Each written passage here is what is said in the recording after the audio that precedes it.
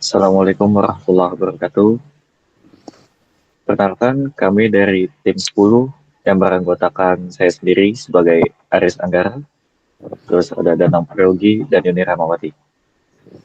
Di sini, tim kami akan mempresentasikan tentang prosedur pengadaan pada bisnis startup. Sebelum itu kita masuk ke dalam pengertian startup. Apa sih startup itu? Menurut ahli seperti Paul Graham, di dalam lamannya menyebutkan bahwa startup adalah perusahaan yang didesain untuk berkembang dengan cepat. Perusahaan yang baru dirintis tidak langsung bisa dianggap sebagai startup. Pertumbuhan pesat startup di Indonesia. Indonesia telah menjadi salah satu pusat inovasi dan kreativitas bagi pelaku usaha startup.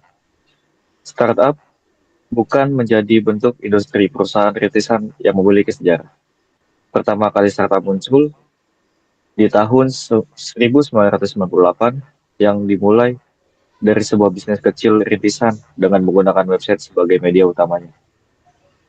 Hal tersebut didukung oleh perkembangan teknologi yang semakin canggih pada saat itu, di mana masyarakat sudah mulai mengenal teknologi.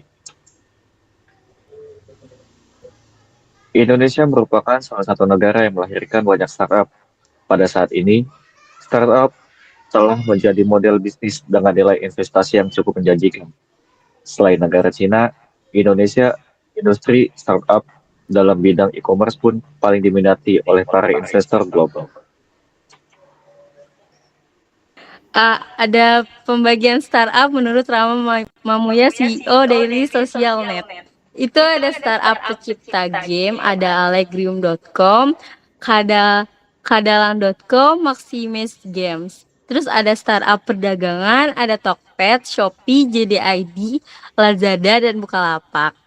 Dan ada juga startup aplikasi edukasi, ada Ruang Guru, Zenius, Arkademi, Eduka Studio.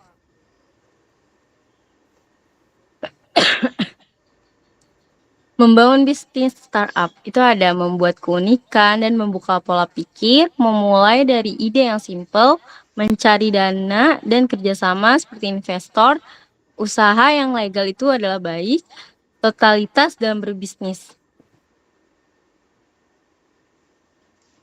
Kemampuan utama yang dimiliki oleh seorang entrepreneur dalam bidang IT. Kemampuan utama entrepreneur di bidang IT ada pemahaman teknologi seperti mampu mengikuti tren teknologi terbaru, ada kemampuan problem solving, mampu menganalisa masalah bisnis dan menemukan solusi berbasis teknologi. Dan ada juga kepemimpinan dan manajemen proyek seperti mampu mengatur timeline dan anggaran proyek IT. Ada juga keterampilan bisnis dan strategi seperti memahami bagaimana teknologi dapat digunakan untuk mencapai tujuan bisnis. Dan yang terakhir ada kecakapan beradaptasi, seperti fleksibel dalam menghadapi tantangan dan dinamis industri IT.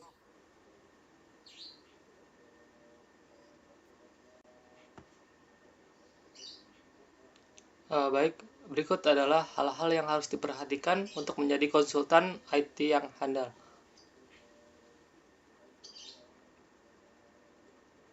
Yang pertama, keterampilan teknis dan pemahaman industri. Contohnya seperti keahlian teknis yang kuat, memiliki pemahaman mendalam tentang teknologi terbaru, seperti cloud, AI, cybersecurity, dan lain-lain. Kemudian, dalam keahlian teknis yang kuat, contohnya pengalaman dalam pemecahan masalah dan pengembangan solusi IT. Berikutnya, pemahaman mendalam tentang industri klien, seperti mengerti kebutuhan spesifik industri klien, seperti keuangan, kesehatan, retail. Kemudian menyediakan solusi yang sesuai dengan regulasi dan praktik terbaik dalam industri tersebut. Lalu yang ketiga, kemampuan analitis dan problem solving. Mampu menganalisis data kompleks dan memberikan solusi yang efektif. Kemudian terampil dalam melakukan diagnosis permasalahan IT dan menawarkan saran yang tepat. Lalu berikutnya soft skill dan kemampuan manajerial. Yang pertama ada kemampuan komunikasi yang baik.